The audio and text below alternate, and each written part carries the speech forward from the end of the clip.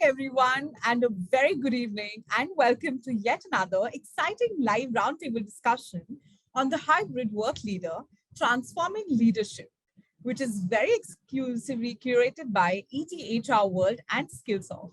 My name is Soumya, and I'm going to be your host for today's session. Today, we have come together with a powerful panel to bring out the key ingredients of effective hybrid work leadership and help design a roadmap to the leadership evolution. The hybrid workplace has mandated leaders to acquire new leadership skills and sharpen the many existing ones. The transition to a hybrid work leader involves multiple steps, and therefore, the leaders must start their transformation journey today. I'm super elated to welcome the dynamic panel of speakers for this intriguing and a promising session. Joining us first is Michelle Bukov-Bachtek. Michelle is the Chief Marketing Officer responsible for the leading global marketing strategy for the Skillsoft group of companies focused on driving growth, generating brand awareness, and increasing demand for Skillsoft solutions among learners, customers, and partners. Michelle brings more than 25 years of marketing, branding, and strategy experience to her role. Joining us next is Rajoshi Ganguly. Rajoshi is a senior HR professional with about 27 years of experience in managing HR in sales, marketing, manufacturing, and R&D environments in large-scale organizations. He has been awarded several times and been recently featured in India's Best 50 HR Leaders 2021. Joining us next is Dr. Tanaya Mishra. Dr. Tanaya comes with 25 years of experience and has emerged as an active senior professional who can proficiently formulate workforce strategies while keeping an eye out on the company's parameters at the same time. She focuses on swift workforce strategies driven by technology-based and future-focused interactive practices that efficiently achieve business goals. And yes, joining us next is Dr. Vishwanath. He's a senior seasoned leader who's working towards building a competent and committed HR team, along with collaborating with business leaders and managers to achieve a dream. Hexaware goal are the key success measures to his current role. So welcome everyone. Thank you so much for joining. It's a pleasure to be here. Great. And before I pass the frame to Michelle for the context setting, I wanted to share with our audience that please park your questions for the end of the session. We have budgeted time for it, and we would surely try and find answers for all of them. So without any further ado, passing the baton to Michelle. Good evening, everyone. As Soumya mentioned, my name is Michelle Bukov-Bachtek, although most people call me Michelle BB. I'm the Chief Marketing Officer at Skillsoft, and my pronouns are she, her, and hers. I am really thrilled to be here today as we discuss the changing nature of work and the workforce, a byproduct of the COVID-19 pandemic, which we all know has had a significant impact on how we lead our organizations. I know this is something that so many of you have been thinking about and challenged with over these last 19 months. And it's an area of focus for Skillsoft as we help organizations by creating new learning curricula to help both leaders and their teams. And so it is with the utmost excitement that I am here moderating today's roundtable. And I'm looking forward to hearing how our esteemed panelists have helped their companies evolve. But to set context, I think we have to think back to the spring of 2020 when we all sort of first heard this phrase, global pandemic. I think that leaders, we had to start by, as we were thinking about this, focusing on first, keeping our teams and our colleagues safe. Really, we were at that food and shelter level of Maslow's hierarchy. We were concerned with business continuity. We were concerned with the welfare and the safety of our people. And if you remember, we were also quite naive in assuming that the disruption that we were experiencing would last weeks, not months, and certainly not years. But by necessity, we quickly innovated new ways to work. And now more than a year and a half later, those new ways have become habits. We've become accustomed to working and collaborating remotely, and we've learned that work and workplace are not synonymous. And that is a huge shift in mindset. And so as we think about a post-COVID-19 pandemic world, we have to ask ourselves, what does work look like? Most organizations are likely not going to go back to a business as usual. And that definition of the workday, whether it was a 9-to-5 schedule with predictable lunches and coffee breaks or tea breaks, it's history. And that's driven both by the business objectives and the preferences of the workforce, because many of our team members have come to value the upside of working remotely and working flexibly. In some research that we conducted for our Lean Into Learning report, it's an annual report we put out, we found that globally 89% of workers want at least one pandemic practice or policy adopted permanently. And the policies that we saw that were most cited were working from home, increased family time, flexibility in working hours, and attention to physical and mental well-being. And that again was a global study with large percentages in every single country in which we conducted this survey. And we know though, too, and I see it with my own team, that people are eager to return to an office for myriad reasons. But I think the key is going to be flexibility and a new reliance on our teams and their managers for making smart and perhaps even creative decisions that benefit both the individual and the companies for which they work.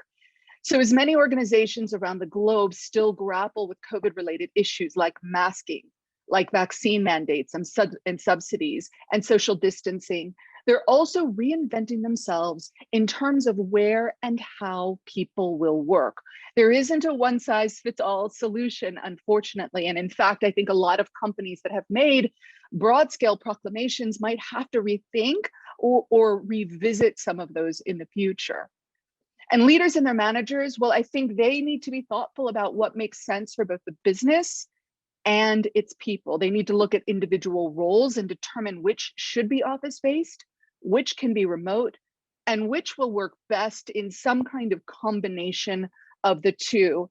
And more we see work sites becoming business social epicenters, places for specific types of teamwork and team building, while digital technologies will enable individual contributors to continue to connect and collaborate. And to address all of these moving parts, today's HR leaders, you need to embrace agility and flexibility, and you need to acquire and develop those skills for managing a hybrid workforce. Which brings me to my first question and to our esteemed panelists today. And this first question I want to address to Rajorshi: how is leadership different for hybrid teams compared to the conventional setups for before? I'd love for you to take a first stab at this. Okay, thank you, Michelle, and thanks for setting the context. I think this is a very pertinent question being asked everywhere, and more so in the last 1.5 or a little more over that.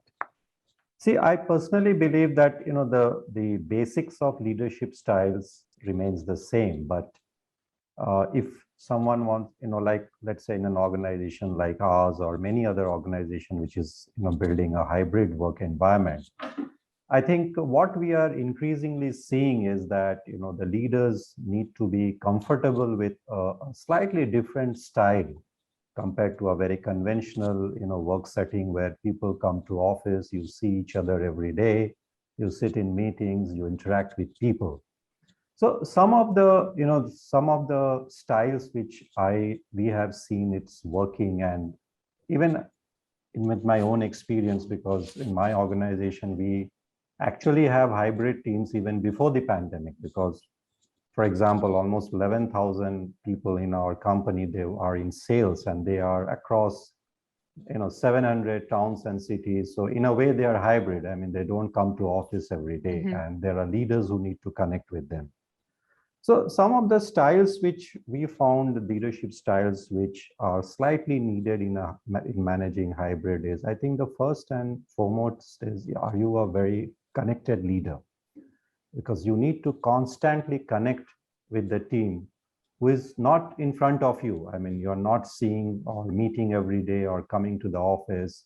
Occasionally you're meeting. So how you are, devising different ways to be connected with the team.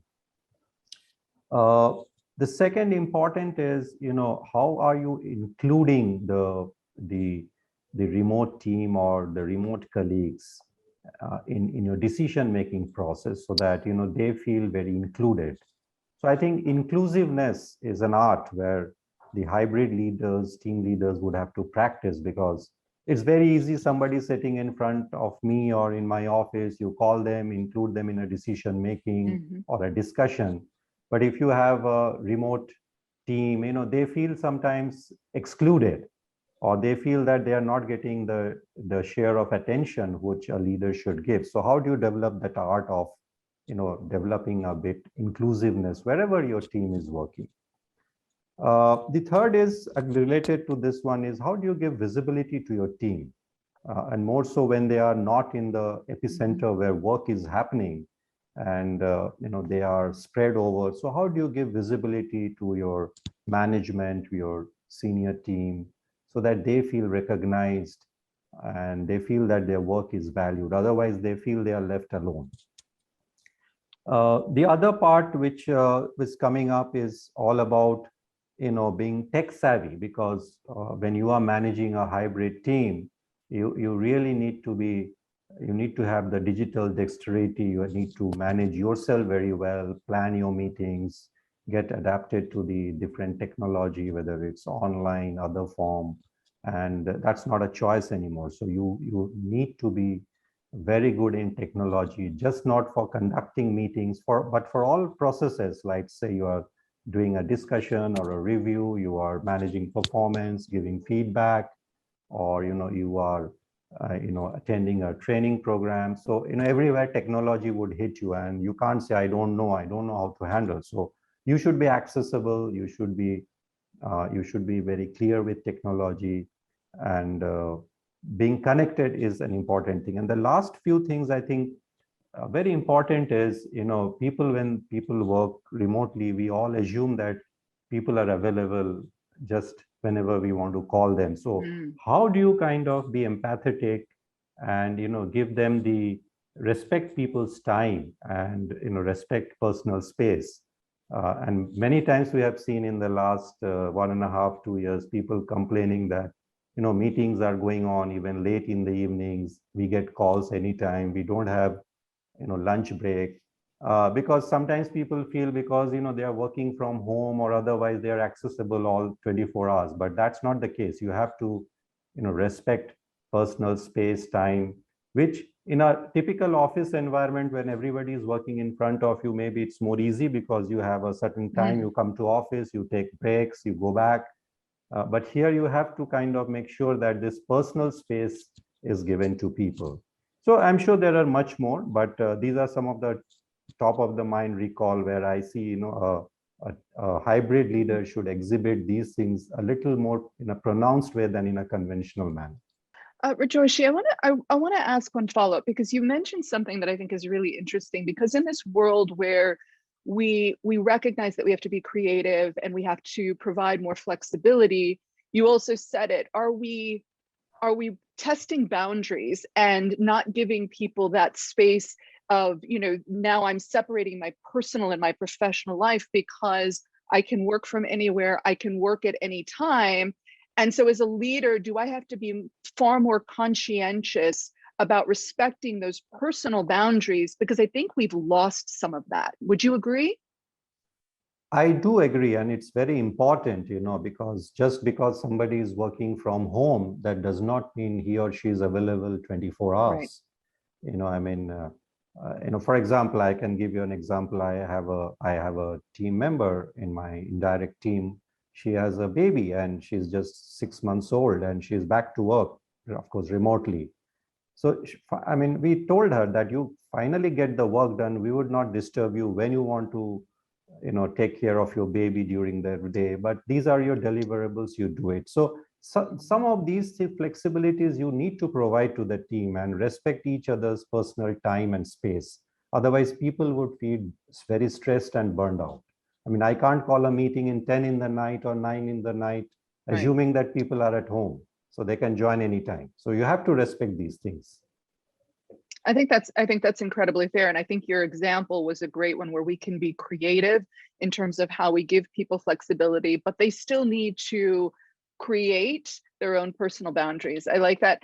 Dr. Tanaya, I want to move over to you for a moment. I think Rajoshi gave us some examples as well. We know that there are obstacles to leading hybrid teams, and some of that has to do with our own perhaps we don't have all of the tools or the technologies that we need, or we don't necessarily have the frameworks that we need to guide.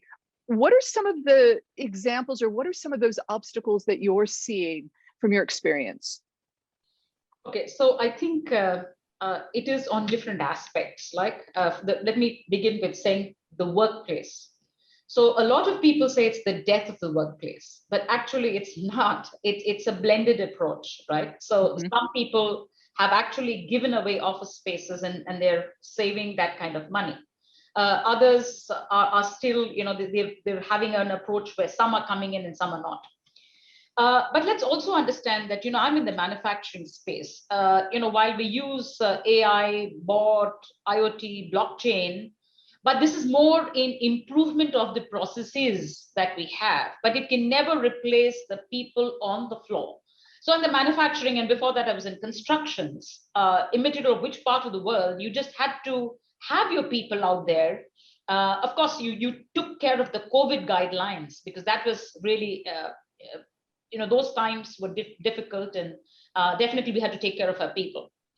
The third thing is in terms of our people, and I think what has really happened is being very, very agile, and that's how we've got a lot of gig economy and gig workers who have come in. But for every manager, what was necessary is building engaged teams and really understanding what are the deliverables, and they really are they in tune with what it is that the organization wants to do. And the last one is on the processes, right? A lot of our policies and processes that we had underwent a change because, simple things like, say, a transportation allowance probably got replaced by an internet allowance, right? So those are some of the broad themes for you, Michelle, which I found really changing from where we were. It's not like remote working wasn't there. I did remote working way back in 2014. And it was absolutely fine because that was the kind of industry that you were in. But these were some of the dramatic changes that I find. So I just thought that. You raise, yeah, no, that's a really great point. And I think one of the things you just said, I really appreciated. Remote work has always been there, but it's never been there at this scale, and it's never been there with all of these industries. So there are industries that have gone remote.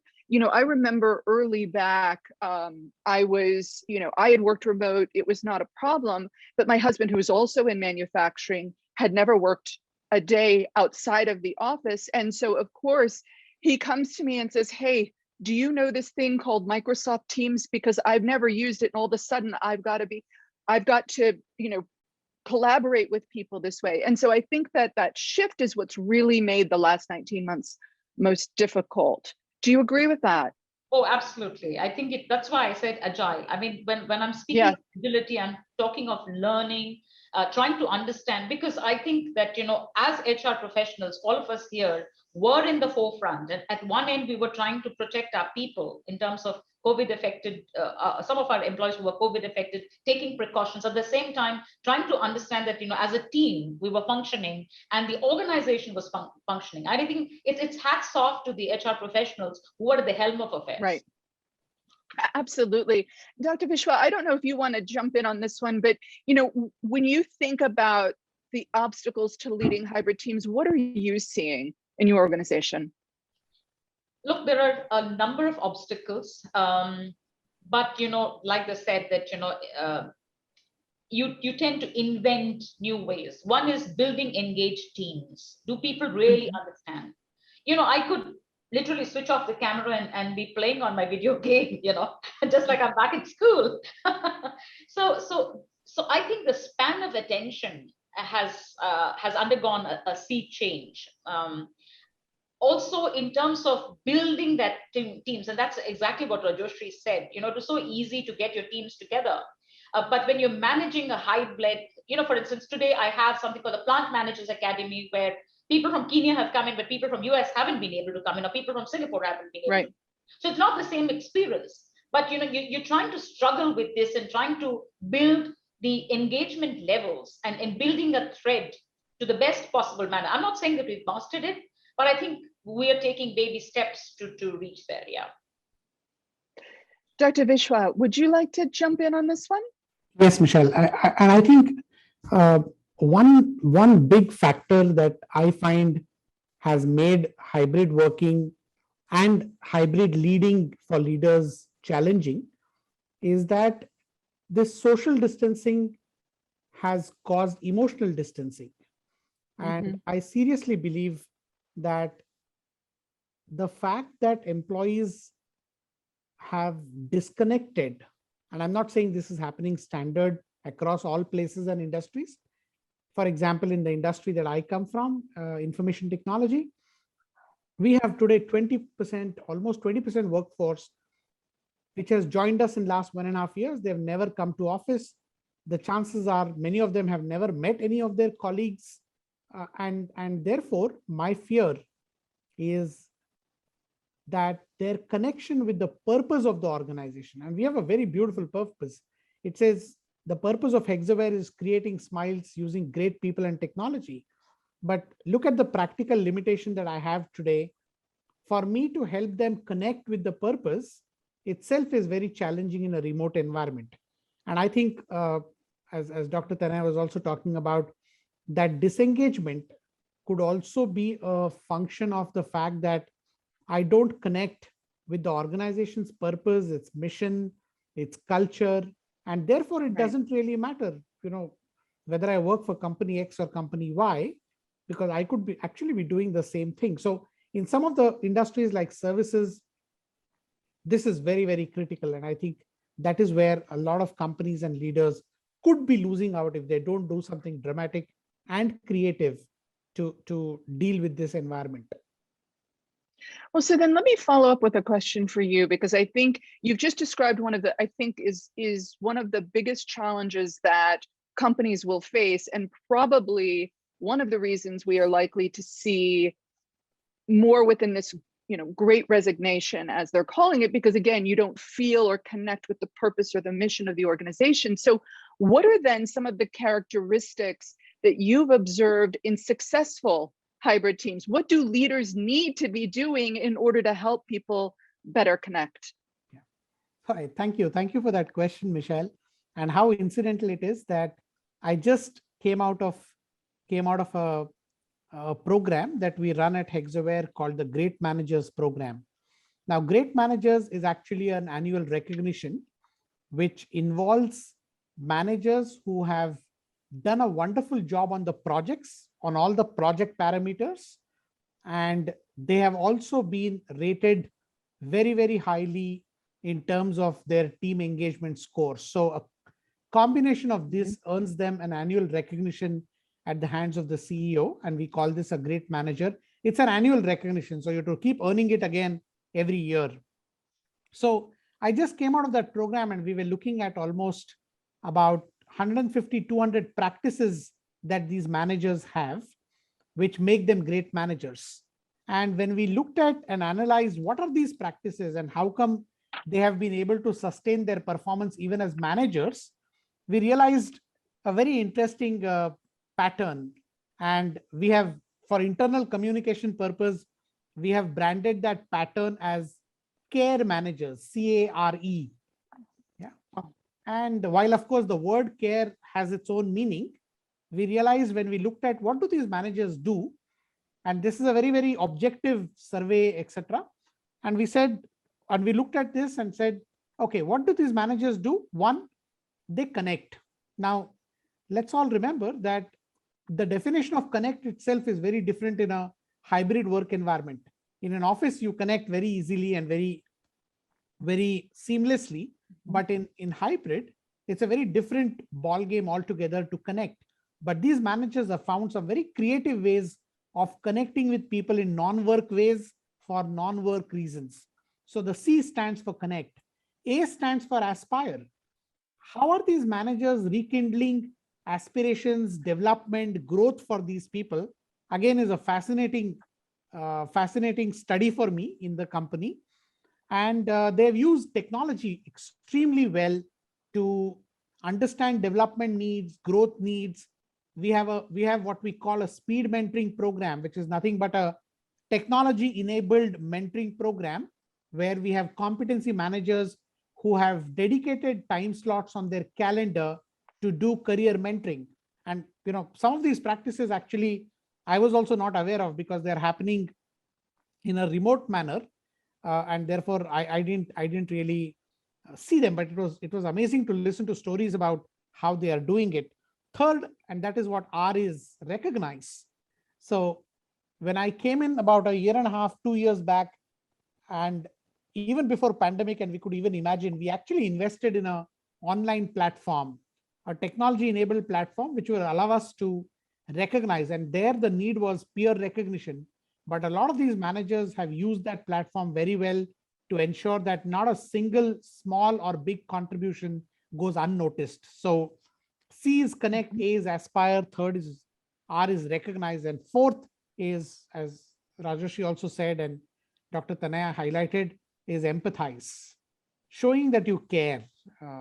Like they say, people don't care what you know till they know that you care, right? So a lot of these managers, even despite the pandemic situation, made it their personal agenda. And that is what interests me. It is not some organizational program. We were running several organizational programs. We have a COVID support group, etc., etc. But these managers had made it their personal priority to make sure that those who were in need of that care, that support was made available to them. So if you ask me, and this is purely based on Hexaware experience as recently as today, when we studied these practices and realized that these managers and leaders care, and that is what really makes them special for this environment. I think that's tremendous, and I think that is an acronym that we should all aspire to have in our own organizations. Number one, to have leaders that do care. But I love how you've taken that word and applied it to this great manager program. I think that's fantastic. Rajarshi, maybe you could step in here as well and talk about what you see as the characteristics of successful leaders in this hybrid environment. What sets them apart? I think, I would agree with Dr. Vishwanath. I mean, most of the things that he explained are some of the some of the characters we also have noticed in people who are successful in hybrid environment. Actually, there are many things which makes them successful, but to me, the key one is, who are able to connect with them very clearly, communicate with clarity and purpose, because here is not a team who is sitting or standing in front of you, but how do you continuously communicate? And communicate is not just communication, communicate with clarity, and so that each and everyone understands the purpose for why they are in the organization, why they are doing certain things. And this kind of thing has to happen on a very regular basis, because one of the pitfall of managing a hybrid team is you suddenly may lose touch and contact, because out of sight, out of mind. But how do you drive that on a daily basis, personally connect beyond task also? Because very often we are all used to connecting when there is a task or an assignment or we need to get an update. But how do you even keep connect with your team on occasions which has nothing to do with the work or task, so that the person on the other side also feels very cared about? I mean, once there is emotional safety is assured, a great deal of connect is already kind of established, which sometimes we find missing in some people who are not able to drive successfully the hybrid teams. So to me, these are some of the key things. And of course, as I said in the beginning, that how do you ensure that people feel included in decision making? And there are leaders we have seen, they have very innovative ways to include them in meetings, cross-functional collaboration meetings, so that everyone feels, they are existing for a purpose and they are equally kind of responsible for the success of the organization. So these are some of the very typical leadership styles which makes some of them kind of stand out versus the others while they manage a hybrid team. Thank you. Thank you for that. And, it occurs to me that as we talk about this need to connect and collaborate, that the work setups are this environment, are the way in which we operate is leading to new working styles and openness to new technologies. Dr. Tanaya, I want to address a question to you, because in this new environment, how can leaders specifically model the types of behaviors that we need in order to motivate their teams? What is it that they need to be doing so that teams adopt and I think understand, why this new working style is going, is the way forward? Okay, so to add to Dr. Vishwanath, we have something not called CARE, but we care. We stand for wellness, which is physical, mental, financial wellness, along with COVID support. Celebrating moments. Moments could be birthdays, anniversaries, all of that. Movements, which is transfers in and out, promotions. And for promotions, this time the HR team went to people's houses as a gesture, met their families to thank them for all that they were doing. Then milestones, project milestones or target achievements. A stands for assimilate, which is our strides, behaviors, or the values that the organization has, and having typically a global feel to all the practices that we have. R stands for recognize, which is basically peer-to-peer or team recognition, or a recognition on the apps, because now that we are working remotely, so all these recognition now through apps. It's no more the hula bula of calling people, right? Because you had to maintain social distancing. And E being energized. How do you energize teams? Through communications, which is through different things like a newsletter, or we have something called the radio, so I'm sure people are familiar with radio, where voices of people with music, in the local languages that's there. Conversations, which are really engaging with leaders across. Connecting with people in terms of where is the organization going, what's the objective, are we on target this quarter, are we not on target, what are those gaps, and how do we as an organization creating that hunger for the for driving those milestones, because you need to deliver through engaged teams. And lastly, building capability, which is the succession and career and talent management. So Michelle, I just wanted to add a perspective here, and I'm glad Dr. Tanaya brought these points. When I look back, when I was formally studying leadership as a part of my PhD program, and we had to write a lot of papers. I remember my first study, it was called Strategic Leadership, and it was presented at one of the business schools in India. And when I was studying for this, I learned something very fascinating about leadership. And I still remember that. And I believe that it's one of those timeless principles, which says that leadership is like a dance, right? Sometimes you lead, sometimes you follow. And I think what the pandemic specifically, and therefore the resultant hybrid model, has taught us, even as leaders, is how to follow. You can't always be in control and command and hope that you will be able to achieve, because the game has changed, the field has changed, the context has changed. And what I find a lot of leaders struggling with, literally speaking, and if you might want to call it a challenge, is they don't know how to follow. They always want to lead.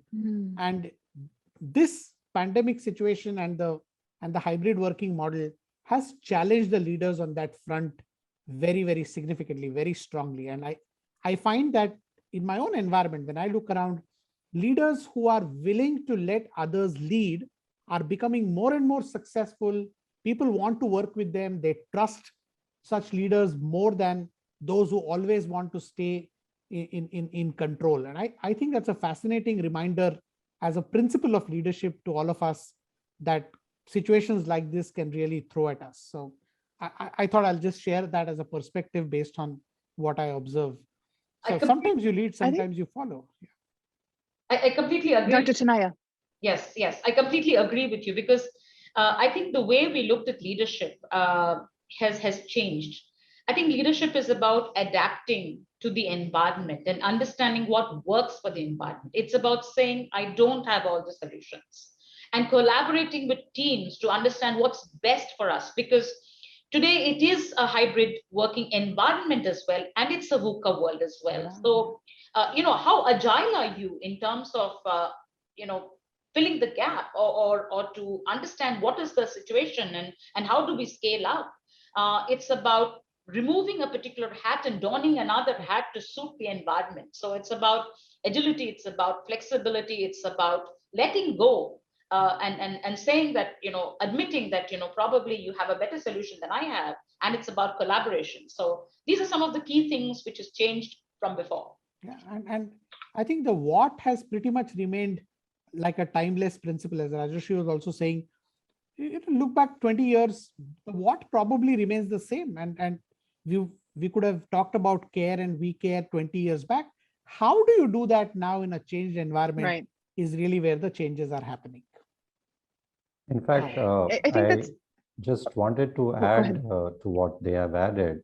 And another thing what we have seen is, such hybrid leaders are becoming more successful and effective, who are also willing to learn from the team, which is the reverse mentoring, which we say, because many of them are leading people who are very agile, young, they are technically savvy. So you actually, if you can show your vulnerability and willing to learn, they are finding that then they are getting accepted as a much more agile leader than a very conventional leadership where it's a command and control. So Rajoshi, why don't I stay with you for a moment? I'd love to, as we think about these hybrid work leaders, what is it that we have to do to sort of update and refine our own messaging to our teams to keep them engaged, to keep them motivated, and to help them stay connected to the organization? So I think a few tips which we have already shared. I think first of all is, one messaging which always I find it's important is, how do you continuously, learn, unlearn, and relearn? Because in today's world, I think what probably has worked 2 months or 3 months back, there's no guarantee it would work 6 months or, even today. So I think this kind of messaging is very important for a leader.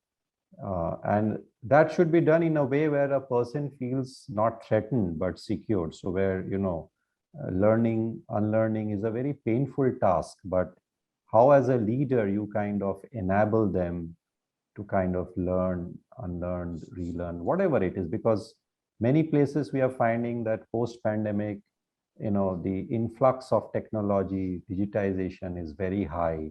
So, the level of skill building, which was required probably a few years back, the speed has accelerated much, much more. So some kind of messaging on, learning, unlearning, and how do you kind of make it as a part of daily habit is important. The other is, for a hybrid leader, it is very important that they should talk more about being outcome focused. In a conventional leadership, it's all about being present and you can probably see the work is being done. But in such environment where hybrid team is possible, it may not be possible everywhere, but wherever it is possible, that allow people the space so that, they are more focused on the outcome rather than being present, because being present is not a guarantee that you are doing the work, but you can be wherever you are, but so long as you're effective and you're delivering, I think that's important.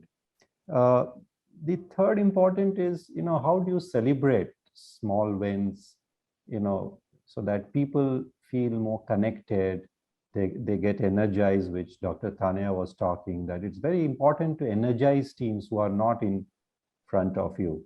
And another messaging which is very important, I have seen it works, is how do you solve a day-to-day problem of your hybrid team? Because many of the hybrid team, unlike in an office environment, they could walk across to someone, get their problem sorted out.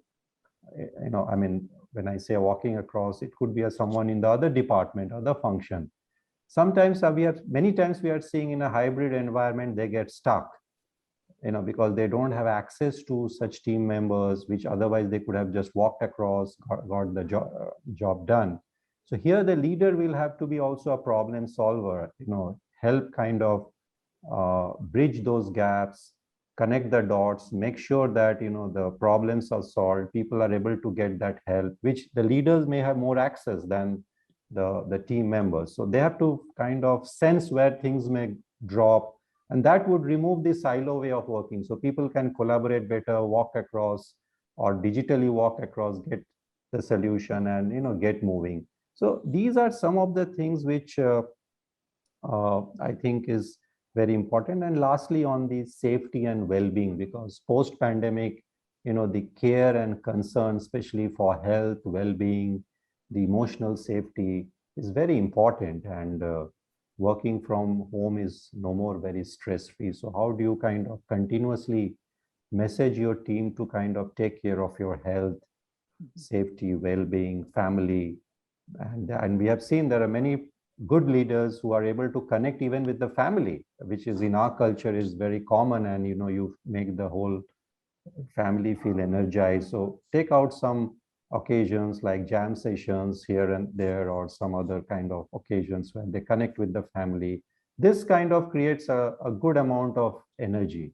So these are some of the probably insights from my side I could provide.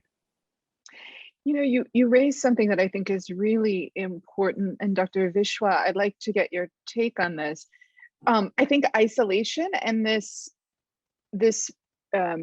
feeling siloed, as you mentioned, Rajoshi, it's a risk when we work remotely or when we work in a hybrid environment. And you described a couple of ways in which I think we can do a better job of connecting.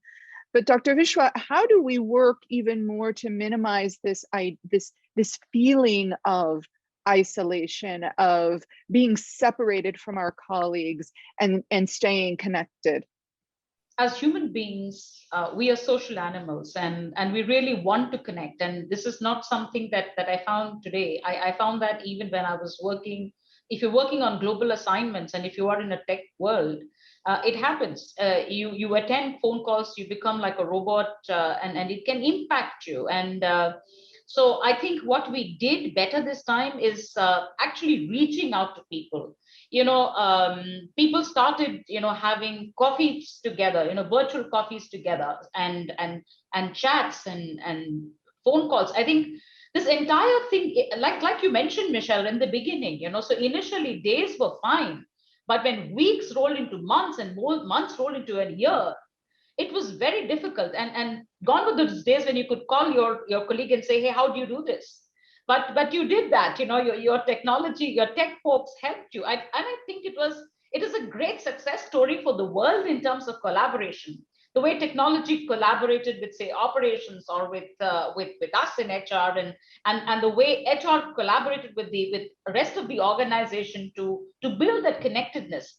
I think all of us learned, and we as organizations are all in a different framework and a different journey altogether. Mm-hmm. Some are very advanced, some are not so advanced. Like, manufacturing is like you mentioned, your husband. Manufacturing is yet not there. So, moving on to say MS Teams was probably difficult from, say, a Skype.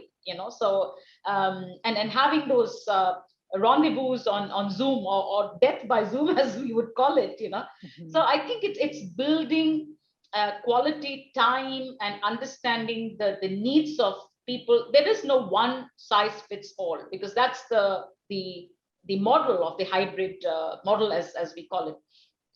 But I think it was a challenge, and I think the good news is that probably we are at the end of that journey, and we hope that it's just going to be a virus where people are coming back to office, and most of us are kind of in between, so some are coming to office and some are probably working from home. Dr. Vishwa, would you like to weigh in here? Yeah, so my answer to that, Michelle, would be, I was taught when I was doing my MBA, one of my profs said, look, the world is about three things, right? Economics, psychology, and design. So I think the answer to that question is in all these three elements of what the world is made about. One is economics. For example, imagine a policy or a process that ties up your economics to working together, because then from an organizational perspective, you get the advantage, and then you will further invest in technology or whatever it takes to enable people to collaborate. So, companies are already talking about, hey, how do we really allocate budgets for people to socialize so that they don't come to office, but they can get together in their regions and get together 2 or 3 evenings a month, and we'll sponsor it. So, economics doesn't have to get in the way. But if we create a set of processes that allow people to collaborate and economics is linked to it, collaboration will happen. Second is psychology. Like Dr. Tanya rightly said, we are all social animals in the sense that we want to connect, and therefore can we create opportunities for people to connect in non-work ways so that they can collaborate. And third is, how do we design an organizational structure or a team structure that not only expects them to collaborate, but also makes it happen? So I think that the work to be done is on all the three fronts so that these silos can be eliminated despite the fact that you could not be working in office. So one is, link economics to collaboration, link psychology to collaboration, people psychology, their motivation, their need to be together, their need to be recognized in public. And third is, of course, to design structures that enable these to happen. So that's the way I would think about how to minimize. I don't know whether we can eliminate, but how do we minimize these silos from an organizational as well as employee perspective? I think that's really important, but I think to your point, we have to manufacture ways of doing that. And I'm not sure that every leader even understands what are the things that I can do, what are the tools available to me. So one follow-up question, what do HR leaders need to be doing and saying to leaders within their organization, and how do they equip them to be able to put in place these tools and these means for, eliminating silos? Well, Michelle, I think, I'll take the second question first. This environment really challenges leaders' new ways of learning. I think leaders are also learning, as Rajeshri also rightly said, we're all learning, right? Nobody has answers, but it's not enough that now you leave to individual discretion to learn. I think as HR leaders, we will have to now create those learning programs that enable leaders to learn these new skill sets, tool sets, mindsets, so that they can lead in a new environment. So I think my answer to that will be new learning. And second is, again, from the point of view of organization, I think organizational structures also need to be relooked at, because earlier collaboration was a discretion, but now collaboration is a must, right? If right. Organizations don't function, then what will we do with people and culture? So I think creating those right structures that enable you to collaborate or expect you to collaborate by design are at least two things that HR leaders can lead along with the business leaders to make this happen. I'll also take a little bit of what you said, Dr. Vishwanath. I think it's also about our own skills. And I think it's about, unskilling, reskilling, and skilling ourselves, because we've got to shed what we knew that worked in a particular environment and quickly understand and adapt to what is needed for a particular organization and the styles of leadership. It's one size doesn't fit all, so it's definitely going to be a blended approach. Yeah. And that's what I think is the need of the hour. Very true. One conversation I constantly hear from leaders is, so when are we coming up with a policy? And I tell them, now there are no more policies. We already have a bad book of policies. So now this is not a policy. And my favorite word for that is, we'll all have to learn, as client service partners, we learn what is called customizing, right? So you customize for the customers. So my favorite word is employees, because now the leaders will have to employize their leadership styles to lead in a new environment. It can't be through policies. I don't have any policy answers on any of these things. Samya, I know that we are set Yes. for questions, and it seems like we have a few. Would you like to take over for a moment? And Absolutely, Michelle. Thank you so much. And yes, there are a lot of questions that are coming in, not just here, but on the other portal as well. So thank you so much, everyone. I think that was very, very interesting. And the way you all brought in your personal anecdotes really helped this conversation. And I'm not going to follow any fixed order, but just picking up the last question that I see, and I would love to take like one probably trick or a hack from each one of you.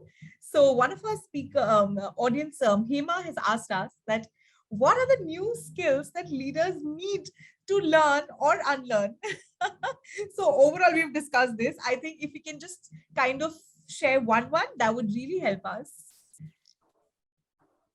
Anybody can start. I mean, Dr. Vishwa, I think you can start. Okay, so I think one skill to learn is technology, because everything is becoming, it's all about IoT, AI, all of that. So it's about understanding technology, being agile to learning, and understanding the business. I think the business context is very, very important, and collaborating and understanding innovation of what will work and how does the organization move from where it is, from good to great, as they call it. Thanks, Dr. Tanaya, for that. Dr. Vishwanath, I'm coming to you. Yeah, so my response to that, Soumya, would be learning to be with the team, not above the team. I think that's a significant change that leaders have to make in the way they lead. That's beautiful. Thank you so much. Rajoshi, I'm coming to you. Yeah, I think I completely agree. Technology is a very important skill everyone needs to learn. Apart from that, I think what personally, we are all trying to learn is how do you constantly integrate, work and life? Because, all of us, it's no more a 9 to 5 or 10 to 6 work. So you have to constantly integrate these two and keep enjoying it. I think that's a great learning all leaders must develop. Wonderful. Thank you. Michelle, what will your take be on this? I want to go back to something that Dr. Vishwanath said earlier, that leadership is a dance, and sometimes we have to lead and sometimes we have to follow. And I think that it's such an important lesson, because there is so much that I've learned from my team about how to engage with them in this new environment, understanding what it is that they need to do, recognizing that there are times when they want to be together in some kind of social environment, recognizing that we've got to use new tools, and often things that I think might be great for us in terms of collaboration really don't work. We tried to do this book club. We had these great designs on doing a book club, but we were going to do it every month and we were going to all read together. And people just wanted to step away from their computers. They did not want to come back to do something socially in that kind of environment. Instead, they said, let's try and do small group meetups when we can in person, but we want to be able to step away from the computer.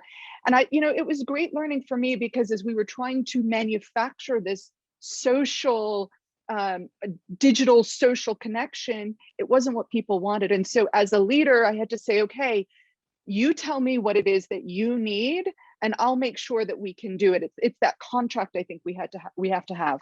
I think that's very beautifully put. Thank you so much for that, Michelle. And it has been a very, I would say, a comprehensive discussion that we've put out.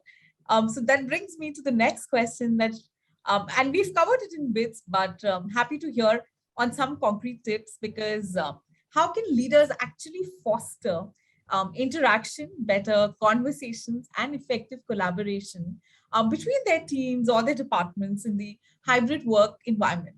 So if we can just kind of quote one tip that we are already using or that we intend to use, because as Rajoshi said, anything that has worked in the past 3 months might not work in the next 3 months. So if there is anything that you would love to share with the audience, I think that's going to be a great takeaway. I can share one thought, and like all of us, we have been learning with times.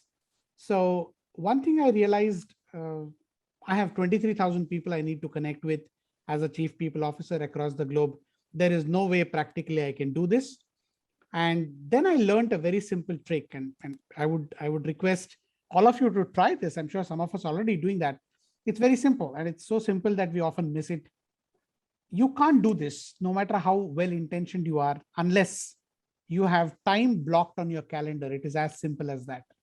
So I have a time blocked on Tuesday and Thursday between 5:30 and 6:30 in the evening.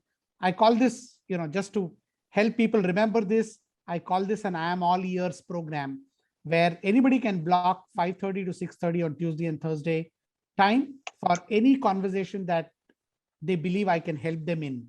So they talk to me about all kinds of things, but that's important for me as an organizational leader.